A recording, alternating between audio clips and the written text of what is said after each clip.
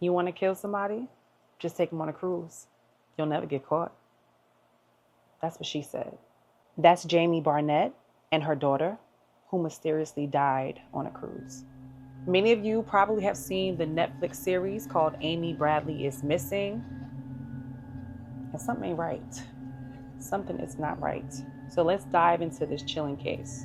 So on March 21st, 1998, Amy Bradley and her family, her mom, her dad, her younger brother, and herself, went on a cruise to the Caribbean islands. Keep in mind, this is the cruise that her parents won through their job. And her, Amy, her brother, her mom, and her dad, they all shared one room on this cruise.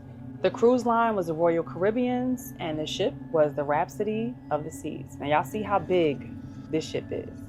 So from the 21st to the 23rd of March, everything is seemingly fine. Then on the 23rd, the family goes and has a formal dinner together on the ship, and Amy takes these beautiful pictures. She's being admired by the entire staff and crew on the Rhapsody of the Seas. She even catches the attention of a crew musician by the name of Alistair Douglas, aka Yellow.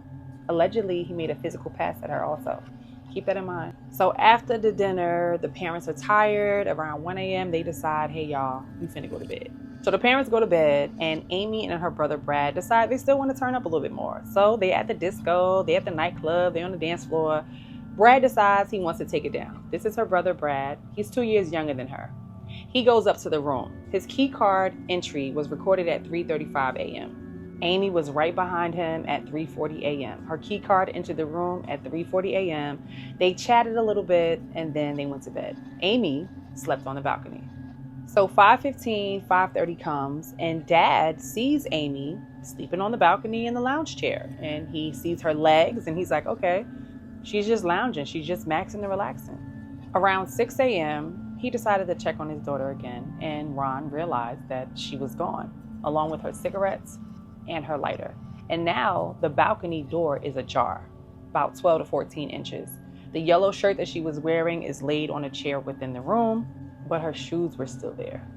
So Dad is just thinking she's out somewhere getting herself a coffee or, just walking around the ship.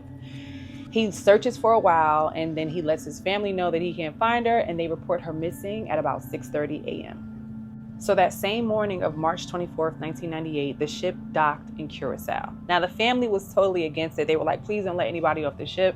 We have to find Amy. We have to find Amy. We have to find Amy. But this man right here, Kirk Detweiler, he was the cruise director, and he said, baby, we ain't stopping ish. These people done paid their money, and life goes on. He said it was business and not personal. What y'all think about that? The Coast Guard and the ship crew conducted a search that lasted 4 days, and this included FBI involvement. But unfortunately, there was still no signs of Amy. Now, y'all remember the musician that Amy was dancing with, getting cozy with, the one that was showing her all that attention?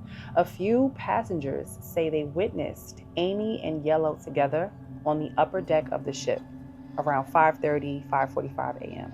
Now, Yellow was polygraphed and interviewed by the FBI, and he passed.